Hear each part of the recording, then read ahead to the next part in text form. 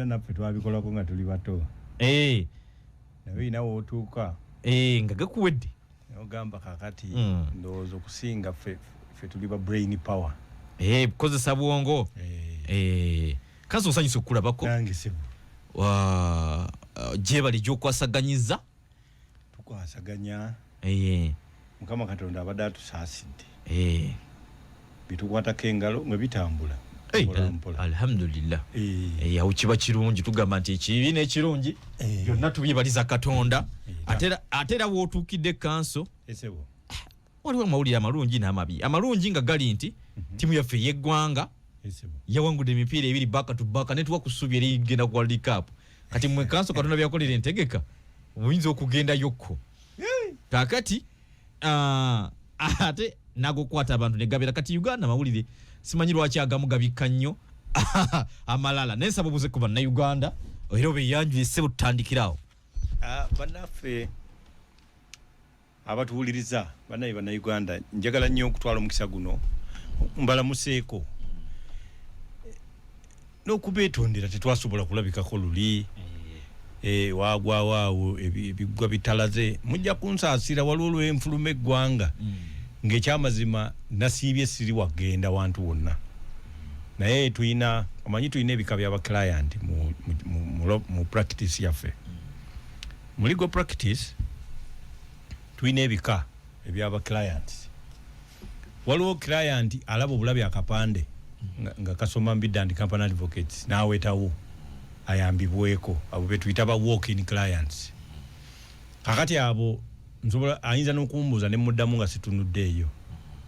Oyo ayinza n'okutuuka mu chambers n'afulumayo nganze tandabye.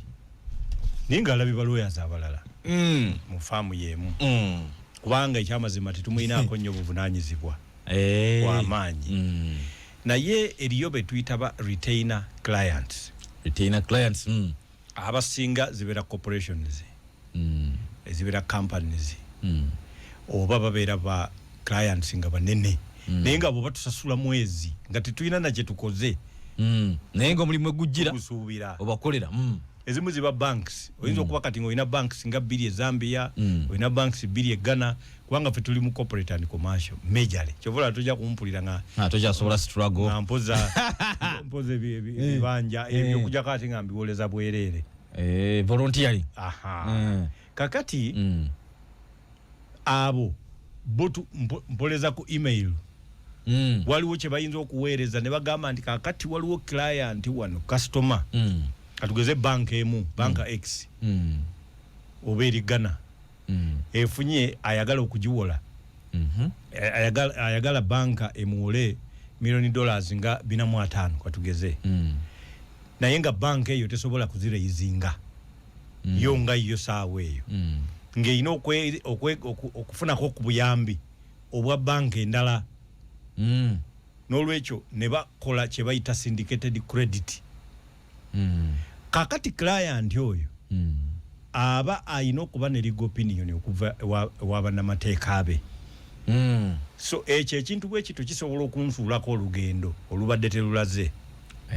okubeera mu meeting eyo ekola preparations eza syndicated credit nga banka X yegatta ne banka Y bawole client wange $1,000,000 bina mu meka mwatano kati olina okubategekera banka kijjakoze nayo arrangement kati banka kyemubanja amateeka n'obukwakulizo kati awo ffe bwe butendeke bwe tukola ki bwe mubeeramu tuyina bwatasasula kyekikwawo kyekiku waliwo banka kyengenda okusembyayo abatuwuliriza banka za wano Uganda leero bwe bubanga kiro zigaddewo naye mujjukire zisuze ne ssente kale ate waliwo banka mu America nga yo misana kitegeeza nti banka ya wano esobola okuwola banka ya America ssente ezo ekiro kiramba ne bazikomyawo ku makya mu nkola gye bayita LIBOR oba London Interbank Market Operation Rate kati ebyo ebintu byaffe ffe tubimanyi si buli lawyer nti abeera abimanyi era nange nno ate nze njize ne kyenjize kubanga ono bwe tuggalawo nga mugamba kubanga ne banka era n'obudde bwekoma nga nti tuggalawo okusobola 12 kakati sente sobola kubaawo dormant sente ino okubanga eri busy obudde bwonna ziyinza okulinnya ku nyonyi ne zidda nizidda so kakati wezi kuna accident fetusula tukola jesu afuna accident kanso hizo funa kunezi crashinga obaze zino zinalabako waliwo ezagira kawo enteba mu bikuba zalaga bwezo ezagirawo nga ntike nizirulako banyinizo bulebaga njasizanga sende zajja nga nice kakati ezo nazo nyokoleyo program nyakunyonyola eggwanga bana nzimanyi kakati tezadda mukulabika naye nga sajja atuuka era n'abalonzi bangi bazifunako naye kati awuntegedde olubajala okuba tizina nyinizo ibo kituufu abalonzi bangi bazifunako so n'olwekyo nafuna olugendo abantu baffe olufaanana bwe lutyo. Okay, tugenda kujja obaka buno kanso kwe tugenda okudatandika erumu naye sabo nebalizeko ku bantu bafa ba YouTube. Bantu basanyufu bambi banange YouTube program ebanyumiro kamaro obukama zine social media zone nazino kubanga mpuliza tu streaminga. Nedda abantu omanyi tuyina ebyalo byaffe. Kakati tuba n'ebyalo abantu abakulu oyina ekyalo gye bakuzaala. Yes. Naye ate kati naawe oba n'ekyalo gy'ozaalira. Omanye ebyo ebintu byanjawulo. Akati fa basajja bw'okula n'osukka emyaka 4 oba tokyayogera nnyo gye bakuzaala kuba naawe kati oyina abaana aboogera eyabazaala kati obeera otandika okwogera naawe gy'ozaalira ebintu bino bye twogera wano byandetedde akabasa nti naye ku kyalo wange eyo ku faamu abantu baŋŋambye ndi bakoleyo n'omukolo balina bye baagala okuŋŋamba naye mbikola era omukolo gwali wa kutaano ekigondo wali kigondo wekula n'olwekyo bivudde wano mu ebintu bye muteeka ku TikTok ne YouTube abantu bawuliriza ne bagamba twagala kuwulira bubaka kati babwagala physically bagenda okungamba naye bagala obongerereko so tomanya wayinza okuvaayo ebyenjawulo ate mukama atulage kubepya tutambulira katwebaze mukama kubanga abantu bawulira ebintu bitabulira nga ne bwali noonya watajja kubifuna tosobola kubifuna naye tweyanziza bannaffe batuuliza katujoba kanso olinzijamu omwana omanyi lwaki akago kalese kati abantu banagabira ebintu twalinga ababiranga ebintu byonna twabiranga abasajja batandise okukwata abantu tewali covid tewali sinkuŋŋaana zimenya amateeka nga bukyali mu 2 naye abantu batandise okubayingiza kakati nno abasinga ogubalanza naddala kibiina kya National Unity Platform kukola bintu byefaananyiza ebyamagye paredi era nno fane tumanyi byoggwa n'okugwa kubanga afande yali mu kyambalo ekyeru omujjukira ye bamukwata n'okumuta ne bamuta kakati ate ndoza babeera bakaputeni basajenti ate batandise okukwata essaawa zino kakati olaba gavumenti twayogera ku eno program olunaku baganda baffe aba NUP lwe bainspectinga parade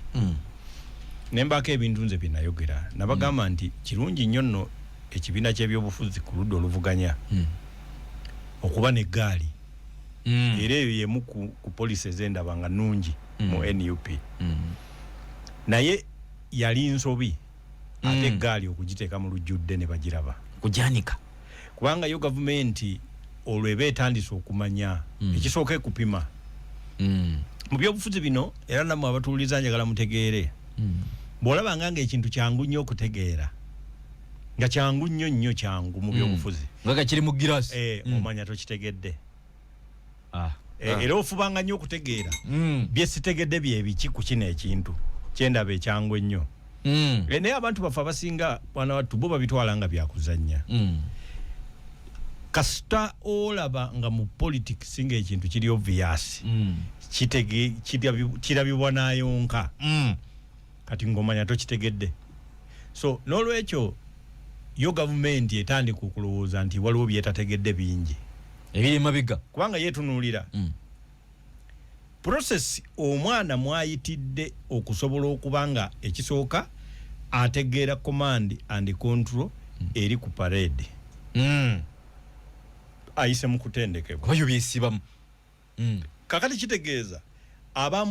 bamutendese biki ebirala okutuuka ku eyo level bebaani practice manual gye babadde basoma yabadde ki batandika n'okutandika okulowooza nti yabaddeko n'akabonero k'ensi endala singa katugeze eggwanga liba lirina ensi endala zirwana nalyo.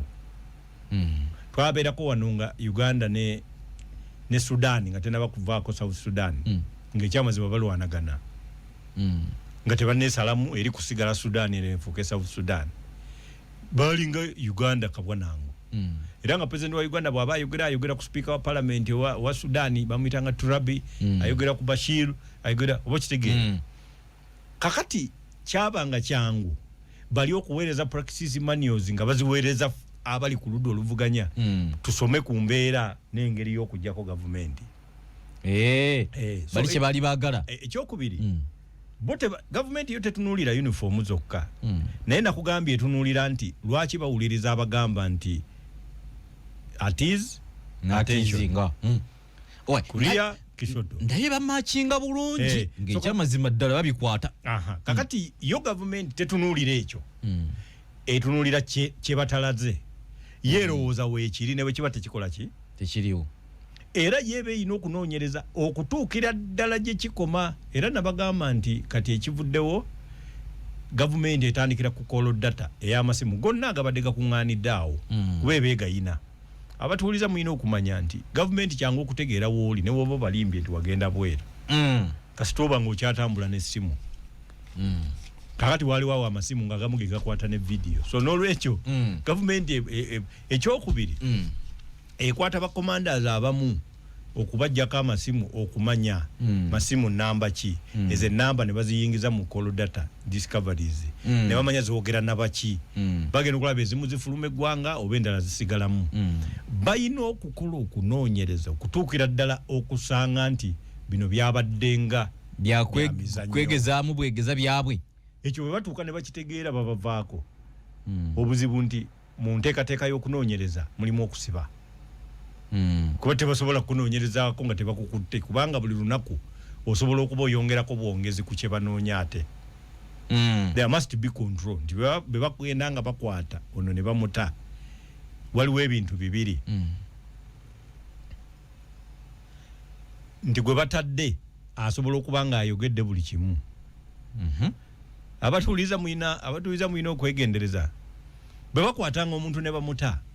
biri ebintu nga bibiri. Ekisooka basobola omuta olw'okuba basanze talina kyayina. Naye ekyokubiri asobola okuba ng'ababuulidde buli kye beetaaga ng'afuuse state witness. Baliwo okukkanya okukolebwa ng'agenda kuba ng'ate kati yabawaako obujulizi ani yabatendeka nti gundi kyajjanga kitya abajjanga ekirongo olumu batuwa ssente bweziti ogwalimu tebatuwa. Waliwo n'olunaku lumu omusajja Omupakisitaani bwe yajja n'ayogerako gye tuli yabagamba ki? Yatugamba nti bo ebyo nabyo babiyitamuko era gavumenti emu yali eremeddeko era nabo babikola nnyo. Bakola biki? Tera nabo betendeka we bati yatuyigiza waliwo n'akasajja ke baaleeta nti nga ko Kaisirayiri ko nga katutendeka nga bw'ogatta bino ebicupa n'ogattamu ono powder kati busaamu waya eza kopa 2 oba osobola okukola bomu nti kati waya muziina waliwo omusajja supply azireetera mu mwanyi. Kakati story zijja bo nga bawandiika nga bagatta ne batandika okukwata abasuubuzi b'emmwanyi ne banoonyereza ku Bapakisitaani abali muno ne banoonya oba kitegeera gavumenti eba eyina okunoonya kyeyini of culpability. Abatuuliza kye mulina okumanya eyo buli gwe kikwatako baba munoonya era bwe bakukwata bakusiba kyokka ate balina kugwako bugwi kati bateekeddwa okusooka okulaga nti byaggwa nga bw'ogambye naye nga bajja ne bakwata ne bakutwala eka ne balambula be basangayo kopa wires olwo batandise okufuna gye bayita corroborating evidence. Abatuuliza corroboration mu mateeka kitegeeza nti singa omuwala akuwaabira nti wamukutte naye ne badduka ne basanga nti ekisajja ekyankutte nange kye nakoze era saakirekedde awo nange nakisunye face. Kakati bwe batandika okugamba nti banoonya yakutte omwana ne bakusanga nga ate gw'olina akabale akalinga ak'enjala ku face olwo evidence eyo etandika okucorroboratinga etandika okukwatagana n'oli kyayogedde. So na bino bijja kweyongerayo ate nga bingi nga bannabyabufuzi singa bakusanga nga toyina ekikulu tewali bujulizi bukutte kati omuntu nga wayiswa ekyamazima abagenda kuwangula parliament ya esimbyeko so birimu n'ebirungi nti era bagenda okukuta nga kakati ofunye sympathy support ekintu kyabe nalema abamu bakikayanira muko naddala Bororo oyo ng'agamba nti era kati simanyi yesimbyewo naye kuba NRM kyemanya alinako isi naye nje kungira okunoonyerezaako naye ali mu isi oba ya mukulu Ruhindi ayo kati oyo kaweddemu kati ateekwa kuba Ruhindi awo kubanga eno waliyo Bulola mu West tayonoona ssente ze kubanga ekisooka omuntu wa bulijjo ategeera nti oli ku nsonga ye olina mubonaabonera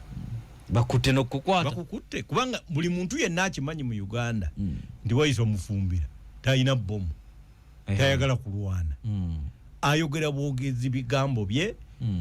gavumenti bye ayogera ku byekoze ebibi ne byetakoze ebibadde byetagisa so bojja n'omukwata ng'omuvunaano gw'emmundu 99% ey'abana Uganda etandikirawo okulowooza nti si kituufu so n'olwekyo aba afuna support eri based on sympathy bano baga nti okwagala okulaga gavumenti nti tetulina buzibu tubikola na mu lujjudde n'entambi ne zibikwata president yaga nti akatali kabbe agumusulaawo ne president Museveni akimanyi nti nga tannagenda mu nsiko bwe yalinga akuba enkuŋŋaana yagambanga nti bwe bananziba nja genda muki mu nsiko kati singa bamukwata ku olwo yali asobola naye okugamba nti nze era mukimanyi omuntu anagenda mu nsiko abyogera so kyengezaako okugamba nti bwe wabanga waliwo ekikusike ekiri wakati w'okuteekateeka ejje lyaffe likuuma obululu si kirungi jje eryo kulyanika kubanga baba bajja kulinoonyaayo okutuukira ddala werikoma kakati kanso twogereko ebyo bintu kuba tuligoli munnamateeka ng'okyogera nga munnamateeka omulwanirizi w'eddembe ate nga munnabyabufuzi ali ku ludda oluvuganya kino kirina we kyekuusiza ku byokulonda ku kaseera ke tulimu akagamba nti tugenda kulonda kisoboka kati wekisobokera waawano buli system yonna ey'ebyobufuzi ebaako ne be bayita the directing mind and will ne bwe ba company ne bwe ba political party ng'eyina national executive committee y'abantu 6 era ebaako n'abagitegerera nga 6 kati abantu abo be basinga okubanga bo teyeebaka nga tategedde kigenda mu maaso naye baayo bali abalala ng'akiikirira mu luka gw'egundi weeri gundi nga bo okutegeera nti waliwo ekirina okugenda mu maaso nga babayise kati the directing mind and the will of a political process party kati like NUP government bwe beeyagala obamalamu amaanyi beba abantu beekwata ebaka amapesa geekwata wakati kano ke bamukutte waliwo time emuyiseeko nnene nga tagenzeeko ku media houses kubaako byayogera naye nze singa nali mukulembeze wa Uganda ate ekyo ndaba nga it is counterproductive okujjako nga mugenzi omukwata nga mwanoonyereza ddala ne mumukwata nga ddala bintu bituufu naye omuntu bw'omukwata nakugambye afuna sympathy support tulina wano eggwanga erya Senegal omuvubuka yawangula obwa president ekyamazima alinga bulaba Katumba oye abantu tebakimanyi naye nga bwekiri era teyeesimbangawo nga yeesimbyewo nti babeta batya Diomaye Basiru Diomaye babeta Diomaye ne yali munywanyi wa Sonko kakati bwe bakwata Sonko ne bamuggalira ne wajjawo processing nga mutabani wa president yavaako gwe bayita ward oba wed baagala mu nominatinga adde mbigere abantu bateekayo zi petition ntono si Munnayuganda kubanga omanyi kakati gwe Arafat ng'olina ku ssente zo oyagala omukyala wazaalireko ebweru kakati asitudde amuzaalidde Bufalansa kubanga gwe oli president etteeka ligamba you must be a citizen of Senegal by birth kati bagenda okunnyonnyola citizenship by birth ng'omwana tagwa mu kaki mu kataputaako ne bagaana nti omwana wa president toli munansi Abdullahi Wadde ekino kyonna kitabamalira kubanga electoral commission yali fairly independent netamu nominatinga naye olw'okuba ne Sonko eyandibadde nga Kyagulanyi waabwe oweri abasajja bamuggalira ne bagaana omunominatinga wa president abantu bagamba nti kati tugenda kukola protest vote kyentera okunnyonnyola nga nsomesa abantu protest vote kyekitegeeza oyinza okikola ng'olonda omuntu atasaanidde kati ne bagamba katukayiira omuntu atakoze eki waliwo nteekateeka ya muntu yenna okubuwangula omuntu agoberera okubuvuganya teyafunye support ya bibiina birala naye era naye tali ku record nga abyetaga okumuwagira awo nkulaba so n'olwekyo tewaliwo nteekateeka yonna yaludda luvuganya mbawulira bagamba nti bannanga akalulu kano ne mukululu kwago bagamba nti afunye obubaka okuva mu kkomera ngakulu besi jambo gamba tubeere kimu naye ekyo mu makulu simanyi bwe kitemwatemwa ngo kigamba balonzi gozo kitegeero oti ekyo tubeere kimu tutya kubanga ekimu kano there must be something nange kinemye tegeera nakasajja ka professor kagamba nti bwe at marriage Katonda yagamba the two shall become one but that one person is the man kakati kati listikanyonyola obumu muki kubanga si kituufu nti Dr. Besigye we yagendera mu komera yaleka ateeseteese coalition kati olwaleero buli kibiina kiyina amagulu abiri era amagulu ago gafuuka kibiina kirala okujjako DP etafuna mu kibiina kirala nayo okugulu okubiri kwali kujja naye bo ne bagenda mu kooti naye omusango bagugobye kati bagugobye bagugobye kati ani anagoza ngoli yafunyidde ekifo walala ya rope gundi okay omukyala we yalopa ye mukyala byanyima yalopa eyo waluna abalala waliwo gundi gwe yasooka okulopa mukulu kisaya kyonna nekitambulira awo no mukululume atenzo ke badde nkyajjukira oye jijjo nate bali bamazo jigoba wagendera mu kalulu naye ye mwami lulume ye yagenda bugenze kubanga ye obululu babukuba ne babubala nga ntudde naye nze nali agent owa mawo nga tutudde ku ntebe ye munolekyo ye tasobola kuvaayo nga mukatuli kinganze n'agamba nti yalabako nga babba kuba yaliwo omanyi waliwo bino ebintu bya social media byo byangu bisobola okuvaamu omuntu ne bamuwayiriza naye bw'obanga oli musajja mukulu nga bakumya akalulu omulundi ogwokubiri otegeera nti ekyamazima bannaddipi tebasobola kumpagira era ye kye kyamutwala obutwazi n'agenda mu kibiina ekirala kuba yeesimbawo 2015 nga Honorable Mawo mulwadde nnyo teyanoonya na bululu nze nakuba enkuŋŋaana ze nzekka ng'omumyuka we era ne bamuwa kati ku luno Honorable teyanoonyeza na bululu twakoze bukozi kokasingi wali ku lunaku lwa delegates conference twatwala lunaku lulamba nga tuli mu kokasezi Bugisu yejja Teso sub-region twagala districts 25 gundi ngebibyenziruka nga chairman campaign task force twakwata wali nitutuula nitusawo obutebe maaso nga buli region yejja najibulira programu ye namaliriza neddayo netuyita endala neddayo netuyita endala tugenda okukola because yagenda okuyingira delegates conference ekyamazima nga bamuvuma n'omuvuma nayingira munda era abasinga ku social media mwalaba bifaananyi nga bamuvumye bamwogolozezza ne beerabira nti tebajja kumuwa bamuvumye anti kakati ate twategeera butegeezi kiki ekyokukola kikiwagambye buli kyolaba amangu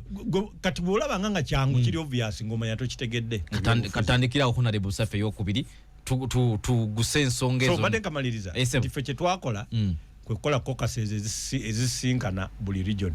tugenda ate kati okuddamu okuyingira mu delegates conference nga bamusitula busituzi ate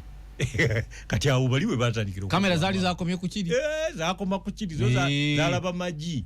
kakati bagenda okuddanga maji baleta maji kakati abantu awo yawangulira so abantu temwewunyanga bintu nga bibaddewo zonna nga bwe zibeera abatufuna nga muli e Masaka bannabuddu mwana wamwe wali wano twamubajjako ali eno akunkumuka bigambo nammwe mwatuwa ekirabo ekyo buddu eyo tuwadde ebintu bingi mu ggwanga lino tena tuwayo bwi president naye nga simanyi ne Benigi yava baseeyo naye java yaveeyo buddo eyo munange surprise bulungi eggwanga lino simanyi lwaki abantu bali baagala ogifula republic tebali bamativu abanene bangi bona bali mu bibuga omwo bewadde emirimu bakuba ennaku zino mwakyusa mutu wabalala abakuuma zibbanka abakuuma emyala bonna bava buddu mwatuwaddeyo ne muganda wange Rwasa naye product mutuwadde nyingi ab'ebuddu mwebale wakati yafuse musiramu yasiramu kati nawe ndo wakiramu akiramu ekintu kyonna ekimutuusa ku hakki ye ajja akaso tukome ku nsonga ey'emikago mulimu ebibiina ebigamba bo nga bewulira n'essajja bagamba nti onoza sigenda ku mentioning eno opposition yentuufu wali okiwuliddeko ekyo mbiwulira kana ifoti z'abantu emyaka n'emyaka nemuziyisaamu amaaso bwe mutyo no nakyo kisoboka kisoboka bo okubeera nga ye opposition yentuufu naye era kiyinza n'okuba nga si kituufu naye gwe ky'olina okumanya kiki gwe ky'oyagala nze kubanga oba oyagala ye kuba bw'aba ayagala ave mu opposition atwale gavumenti kitegeeza obuwagizi bwe yeetaaga ayina okubwetaaga ng'abujja ne mu opposition etali ntuufu ng'ate abujja ne mu NRM nga nabo abakyusa oba kitegeera kati tolina muntu yenna gw'oyinza kukyusa nga tolina ky'omugambye tekiriyo wabula oyina kumukwana bukwanyi kuperereza muperereza so n'olwekyo oyinza okubeera omutuufu naye n'omala ebbanga lyo nga oli mutuufu naawe n'okaddiwa nga ffe naffe twaliko abatuufu bwe mba nga mbaffe zimusajja mukadde naye nga mba DP ozijukiza bakazi bajja ne DP yabaleese munne bwatyo naye wayogera mu 95 waliwo coalition bagiyitanga IPFC Interpolitical Forces Corporation candidate waayo yali Dr. Paulo Kawanga Semwogerere yali wa DP era aba UPC bawagira ye abaki aba CP biseere bawagira ye sijukira bina birala byali waawo jema yajeyoka Semwogerere po Kawanga akandu ako nkajukira bakazanyanga jema bwe bayaliwo naye waliwo candidate bamuyitanga Muhammad Mayanja ye yesimbawo yekka kibirige nga independent leta ro nakola ekibiina kya jema jema yajja luvanyuma naye yasooka kubeera independent so njagala bategeeza nti buli muntu yabeerako ko opposition owaddala yaliko tugende yaliko ku masanyalaze naye bw'olemera mu opposition owaddala otuuka ekiseera ne wajjayo aba opposition abaddala abalala kubanga opposition eno bubeera butali bumativu abantu abatalina bumativu buli mujiji gubaleeta kati olwaleero bw'ogenda eriyo omuntu nga obutali bumativu ye waabujje wali awa nti dadi wano olujja lutono buli weekend tugende nga mu kyalo ewali olujja olugazi kati yene kakati omuntu yenna abalemesa okugenda mu kyalo bo bennyini bafuuka opposition empya so nga baali tebannazaalibwa nga opposition eriwo yali ya dadi okomawo saawa mmeka omaze wiki bbiri tonnantwala out ye opposition eyakola ki eyabangawo kakati zijja zikyuka okusinziira ku mitendera olwaleero President Museveni ntero muwulira nga yewozaako tyakulakulanyiza eggwanga ntero kyogera wano olwo n'omuyimbi namulide yakiyimbye yakyogeddeko ye agamba Salama Road yasanga lusuku nga tewali na radio waliwo radio egi bweranga nti gavumenti bagiwambye nga baba bagiwambye n'ateekawo FM station naggulawo environment ya investments FM station ne zijja amasimu g'omu ngalo ne gajja kuba gajja 96 motoka ne gagulwa 97 awo MTN 96 yali Airtel nenga bagita Celtel na ebizimbe ne bitandika okusituka mu Salama Road nawa opposition eriwo kati iyo babazaala biringa bwayogera kati bo bagamba ono Kazenda ali ku kiki kyatugamba bile bitu bibaddewo Kazenda abadde ki so kakati opposition yali eyogera ku ebyo kati erina okubanga kati sintuufu kakati entuufu yeyogera ku birina okubanga byebiriwo ate kati ebitanakolebwa kakati so n'olwekyo teweebaala nti obeera opposition owaddala nga balisi baddala wabula ky'olina okukola kwe kukwata abatali baddala n'obajjamu obululu n'okwata n'aba NRM bisatu byakuna nabo n'obajjamu obuki awo oyinza okukola gavumenti. Ensi zonna ezisinza okuwangula bwe batebe bakola coalition. Njagala kujja obukubaka buno katonotudde ensonga gye njagala endala okukoonako nja kugisoosa busoosa naye kino kikwata ku bulamu bwaffe kanso nyina akantu kano kembadde ngenda n'okuzannya wano kewalabula ku bintu ebireese obulwadde buno okubanga busaasaana naye wano muko gumu ogwa No Vision walina akantu ke bakoonyeke kasinza okubanga kankutteko omugamba na yogera kwa no kulukomo lw'essimu ne permanent secretary wa Ministry ya Health omutesitesi era ndowooza naye waliko nga gavumenti etugumya eddagala okuba nti tujja kusobola lijja kubeerawo naye wano omutwe gugamba nti patients struggle with lost files, long queues as hospitals integrate services. Ndandingamba nti for many patients, especially those living with HIV/AIDS, accessing life-saving medication has become more difficult ever since health facilities adopted service integration in February this year. What was once a private and relatively quick process of accessing antiretroviral drugs, ARVs, has now turned into a long, exhausting wait in crowded outpatient department, OPDS. Kakune komangu kanso tujoba kabuno tudde ate ekyo ngenda kuwa n'ekyo okulabirako abo nno basimbye line ne balifuna naye ate waliwo okulimira nga lifuuse butwa kakati nasanga waliwo ku basirikale abali bakuuma waliwo ndowooza akasambatuko kanene ne batumamu ne ku basirikale okukuuma ku bululu buno bwa NRM primaries eri Antonde naye nze omanyi njagala nnyo okutegeera buli kintu ekigenda mu maaso nina gwe nasisinkana nayimirirako katono awo mu tawuni omusirikale omu ku bakuumi nanneegayirira muwe 10,000 agule ekyokulya nimugamba nti nangamba nti kubanga nina okumira empeke yange eno ey'olwaleero nina jimira ku saawa mu buli saawa 9 eya siriimu omusirikale saawa 9 musirikale naye obuzibu bwenjimira nga siina kyendidde egenda kunkola bubi kati ng'ayagala 2,000 asooka afuna ekicyapati awo etuleko eryoka etuuleko kakati kitegeeza nti eriyo abantu nga neddagala bagenza okulimuwa ate bwalimira ligenda kufuuka buki butwa eddagala eryo bagamba nti bwe bali kubuulira nti olina ddimira buli lunaku kusaawa bwe ziti kati ate bw'omala ennaku nnyanga tolifunye kitegeeza weetaaga review ey'omusawo addemu akubuulira obeero lye weetaaga era okukyusiza ndabyeku n'abantu bangi bafudde mu process eyo kakati kitegeeza bino bye muwulira mbu yafudde ki mu brain tumor bwe yafunye ki yafunye clot yafudde kibumba buli muntu alina ekibumba naye ebibumba tebitta ekirumya ekibumba kyekikutta abantu baffe tubabuulire tewaliwo ngeri yonna bwongo gye bugenda mu tumor teriyo musaayi gwe gukolera clot okujjako nga waliwo ekireese ekyo kakati mu bimu ku bireeta ebyo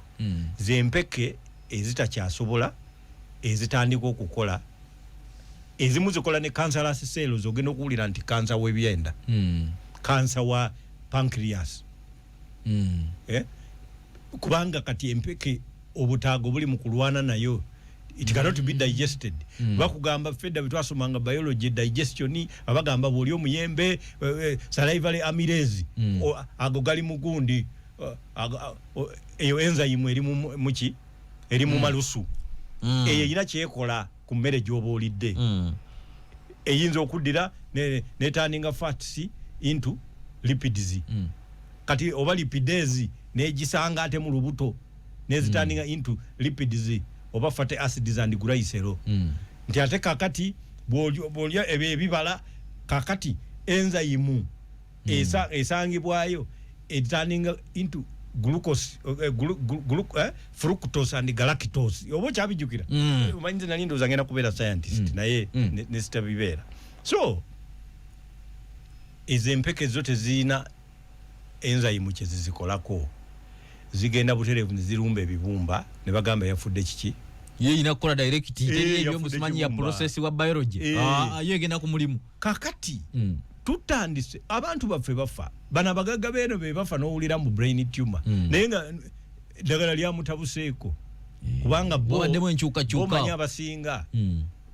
omanyi kati situli nnyo ffe basuubuzi ffe ba professionals buli sente ziba zizo otosobola kubanga olina biliyoni emu ate n'olwawo okulyambu kati ne sente zimu sizizo muzaani ntino za capital kakati ebayo abasuubuzi capital yani capital babeera balina capital kati nagana okulya ekyemisana nayisawo ebyemisana ebi nga sente yaziwadde dda capital yaziwadde capital ennyinizo nga bwamire eddagala so n'olwekyo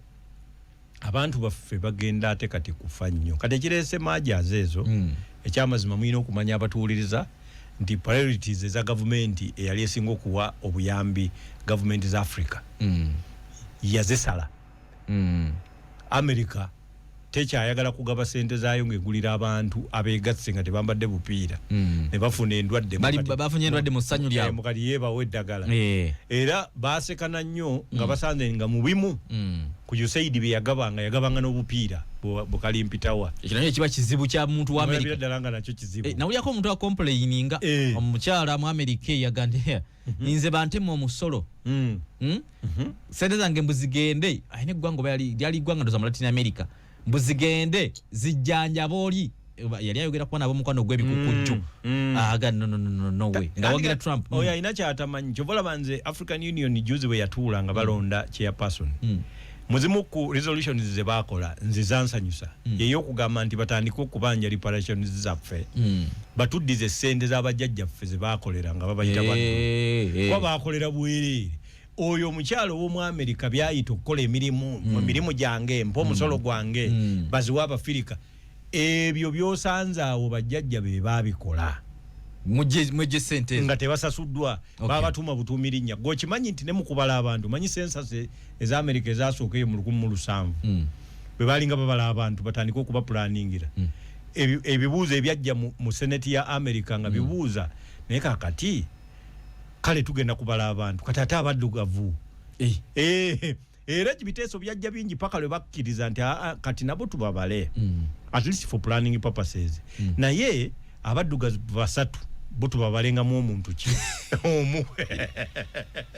bewe osanga nga ali mu America aduula kakati oyo aduula mbu akola emirimu eno ezo sente muyina kubanga mwazituddizanga bbanja era kati reparations ku African Union njagala mutandika okukola embeera tubanje ensimbi zaffe ezakolebwa bajjajjaffe bakomewo bakulaakulanye amawanga ampuliza naye Katonda akikola bukozi ekyo China erabika etolose ku America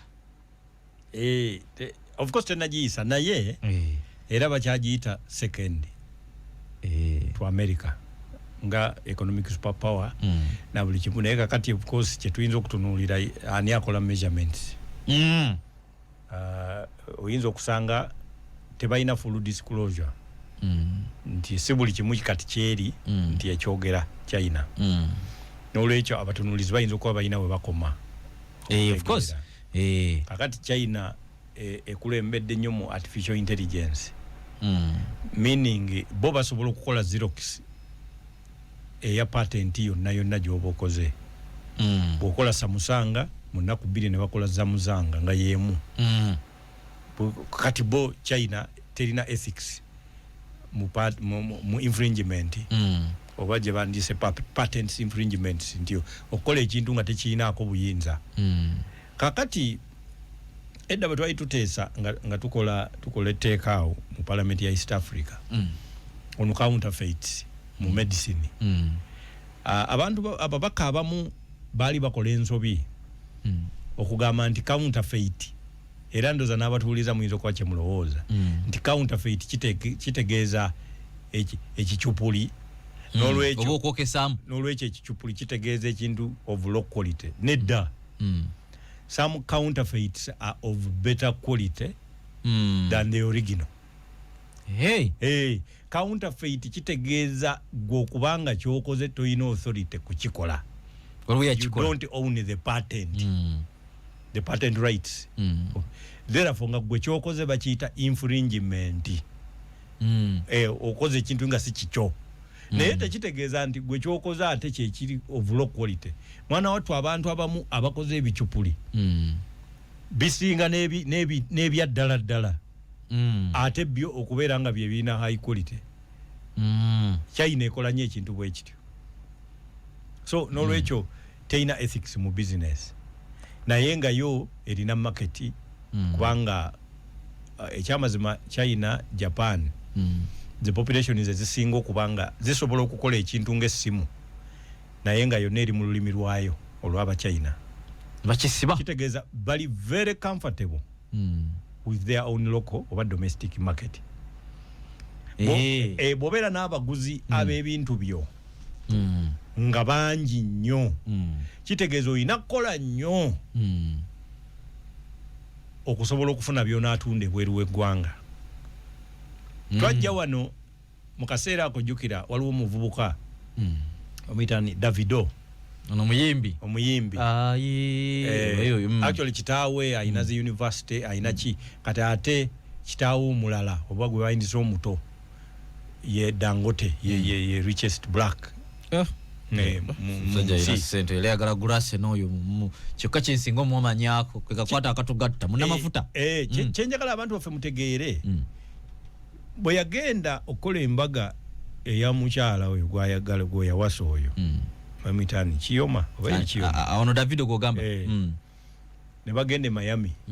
bagamba nti yamugulira essaawa ya emitwalo gya dola 3. That is close to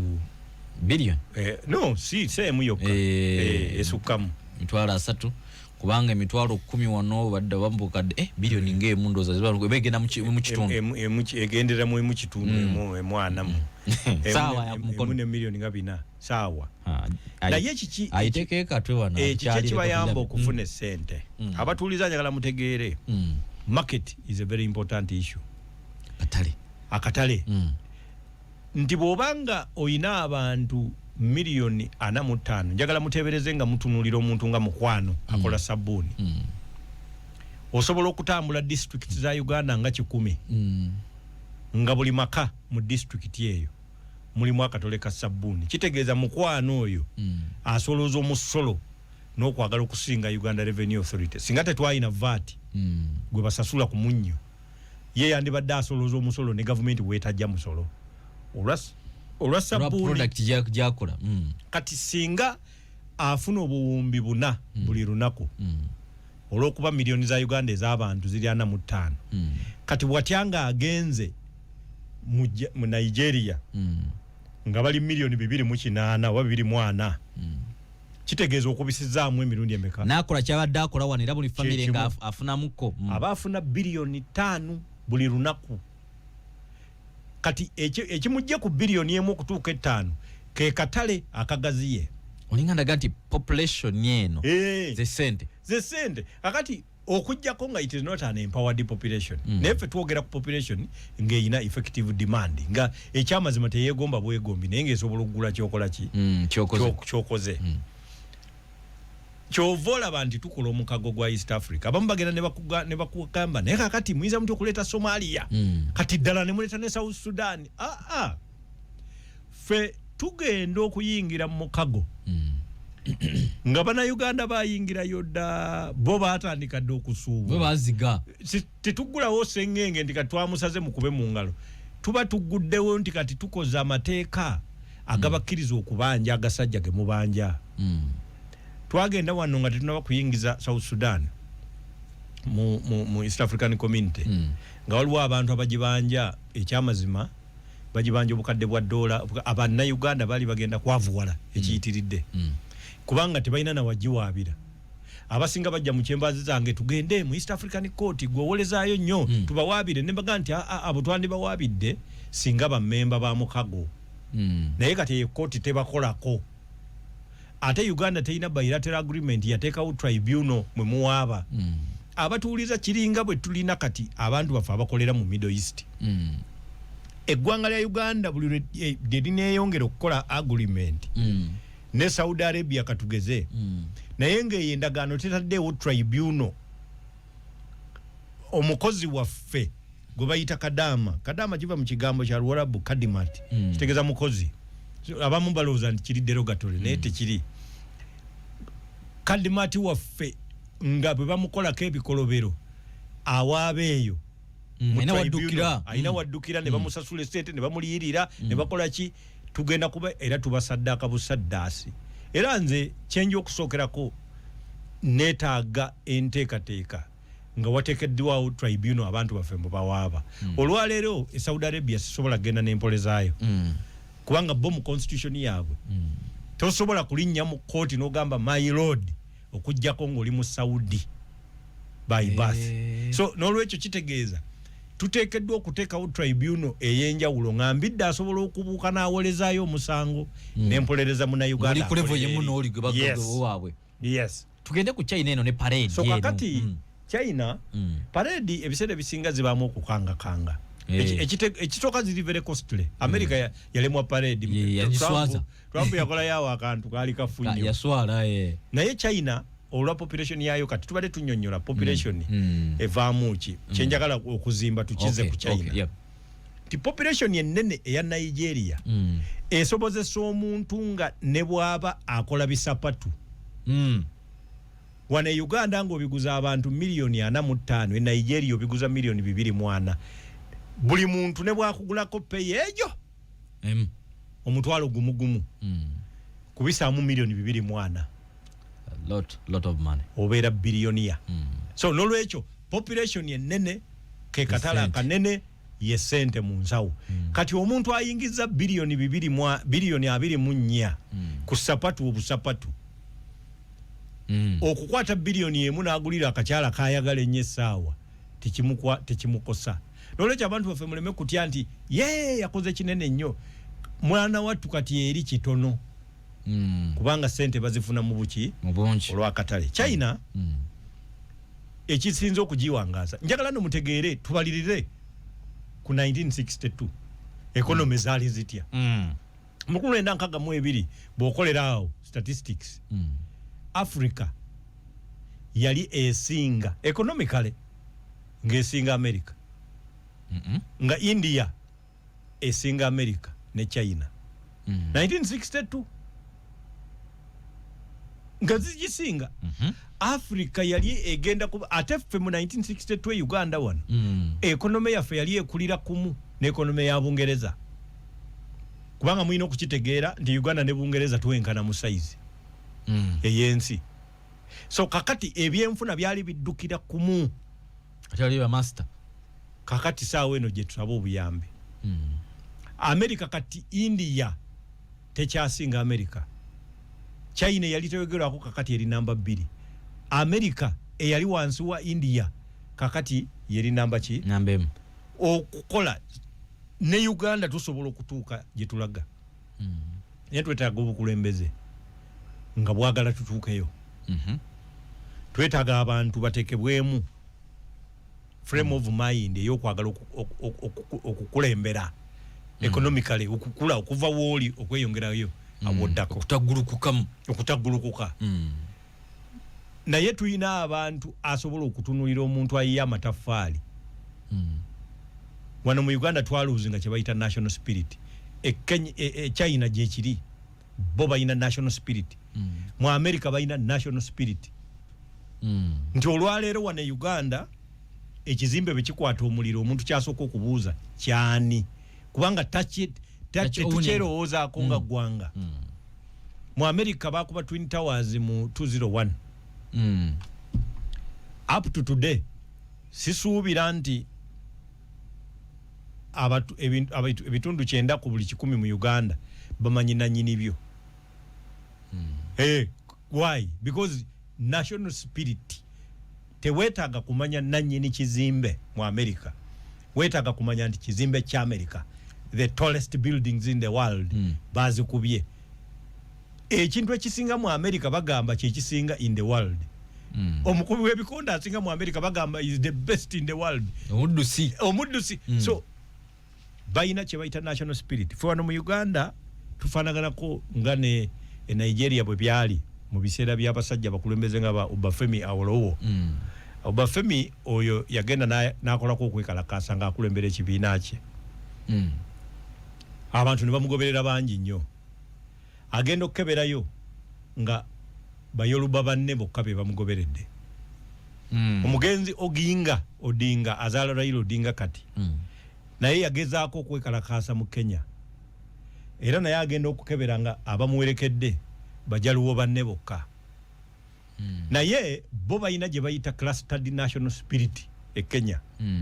Nti amawanga ag'enjawulo gonna buli ggwanga lyagala Kenya ng'eggwanga. Naye nalyo lyeyagala ng'eggwanga. Era olwaliro bw'oba otudde ne Raila Odinga wano ku mmeeza kye muteesa ne mukkaanya abajaluwo tebaddamu kusomamu mu kiwandiiko bagamba baba anasoma. Era bwe baali bakola proposals nga balwaninga zi orange biki proposals ezikola constitution ye Kenya ya 2010. Abajaluwo bababuuza nti draft constitution mugikkiriza naye mwasomye ebirimu ne baga nti baba nasoma nti ffe baba yagisomyemu n'olwekyo kimala. Wano Uganda tetulina national spirit. Tetukkiririza mu ggwanga ng'eggwanga eryawamu naye n'amawanga gaffe gennyini tetulinamu mukulembeze gwe tuwuliriza nti kyasazewo kye tugenda nakyo era kiba kituufu. So n'olwekyo ate kati tufunye avalanche of social media blocks. Bino kati TikTok ali mu kuyuzaamu ne social media ne Facebook naki kati tuli mu kufuna. We are getting introduced, society introduced now to a multiplicity of other cultures. Kuyuzaizamu kati n'obuwangwa tebikyakwatagana. Kati tulina abantu nga be bagagga naye nga talina kintu kyonna. Naye nga mugagga doni mu bino ebintu bya social media nga balabira ddala yayina ssente yekuba ebifaananyi nga yeesigamye emmotoka oba sizize oba kiki. Naye wona akamotoka ke baleese mu katalina ddirisa nkalabi ku TikTok bakagoberedde okuva Entebbe ne kajja kakati abo ogenda okasoma ku mwaka nga kadda. Tetukyalina njawulo wakati w'abamanyi n'abamanyifu mu Uganda. So nga ebyo ebintu byanjawulo. Osobola okubeera omumanyifu naye nga tuli mumanyi. Naye kati abantu abamanyifu nga si bamanyi. Kati ate be leading opinions mu Uganda. Wali kyatunyula ebintu ebina. So ensonga ezo ezitambula population kintu kikulu. Ekyokubiri production kyokola. China yo yasirika netandika kola.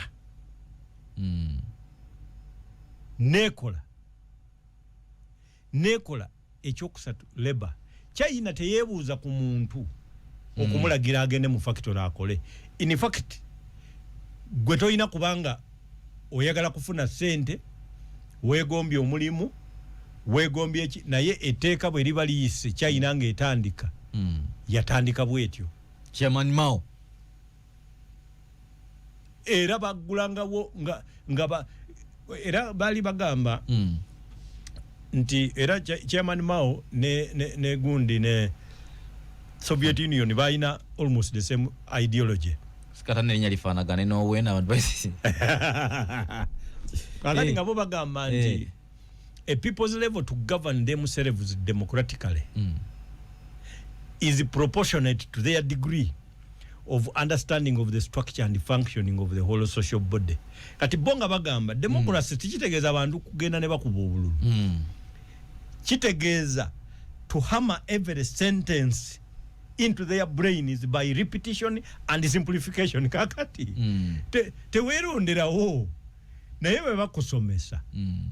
bye bakusomeseza bye bituufu bajja bikukaka kumakya mu ttuntu ekawungezi ekiro. Era you must have axiomatic faith in the party. Axiomatic faith abampuliriza kitegeeza okukkiriza nga teweebuuziza nako nga ffe mu ddiini batugamba bamukisa abakkiriza nga tebakoze eki nga tebalabyeko. lwakubaka tutanze okulaba ku baafa ne bakomawo batubulira naye guno mulembe teguli supposed kubanga gubalabyeko era bano beetaaga kubakebera kubanga nabagamba bo bayinza nokuba balwala ekirwadde kye bayita hypochondria oba neurosis oyo pastor kye yalwala ekikulowoozesa kiyinza n'okulowoozesa nti oli katonda kikuwa firimu awo kikuwamu akatambi twafunamu ne yesu awo mu covid tewamulaba awo ne bamutwala n'asaba beyiro ne tugamba kakati ekyo kirwadde it is a figment of a fertile imagination evaamu ekirwadde gwe nobeerawo nga weerabanga alina obuyinza ku bantu bonna it is ekimera kimera chi kigambo kya luzungu ekimera kino kye basimba so n'olwekyo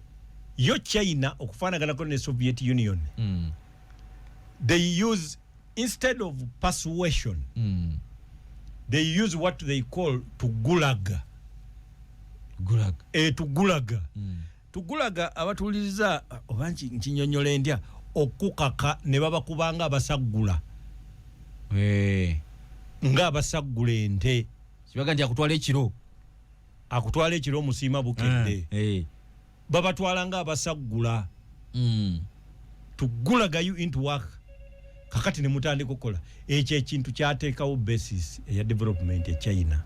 so America yo bwe yalinga ekozesa libertarian principle keyagalire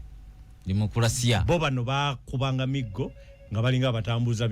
oxeni human rights bitebirima so n'olwekyo ekyo kintu kyayamba China era okuvaayo kakati China netuka ekiseera nga ekuwa commodities goods and services netuka n'okukola nga tolinawo kashi asasula kwe kulaba nga kati ebanja n'Amerika Amerika ekigireetera amabanja si bwavu ambition ebyeyagala kakati ye ina amagye mangi nnyo nti ku buli lukalu lwansi eyinako amagye buli nyanja so kakati yo ebyokwerinda yabitwala nga it is of high priority